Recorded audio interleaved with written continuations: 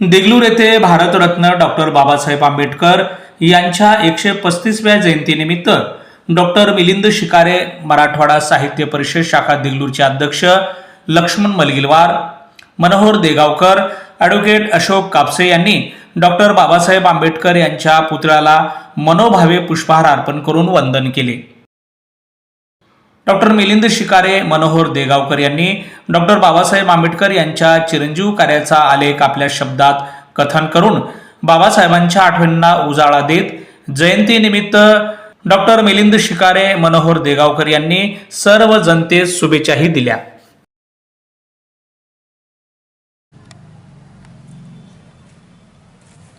मी doctor Milind Pandurang शिकारे माझ्या व माझ्या परिवारातर्फे डॉक्टर बाबासाहेब आंबेडकरांच्या या 135व्या जयंतीच्या सर्वांना खूप खूप शुभेच्छा। आज 135व्या जयंतीनिमित्त डॉक्टर बाबासाहेब आंबेडकरांना विनम्र अभिवादन करण्यासाठी आम्ही आताच बाबासाहेब आंबेडकर चौकावर जाऊन बाबासाहेबांच्या पुतळ्याला पुष्पहार व पुष्पांजली देऊन आलो। बाबासाहेबांचं जीवन म्हणजे जगातल्या सगळ्याच शोषित पीडित लोकांना एक संदेश आहे। निग्रोंसाठी पण जर कोणी आशेचा किरण असेल अमेरिकेतल्या तर ते बाबासाहेब आहेत। बराक ओबामांनी पण त्यांच्याविषयी फार मोजक्या आणि चांगल्या शब्दांमध्ये त्यांची जर बाबासाहेब अमेरिकेत जन्मले असते तर आम्ही आणखी काय झालो असतो अशी त्यांची वाक्य आहे। तर जगातल्या सगळ्या शोषितांचा बाप डॉक्टर बाबासाहेब आंबेडकर यांच्या जयंतीनिमित्त मी सगळ्यांना खूप खूप शुभेच्छा देतो।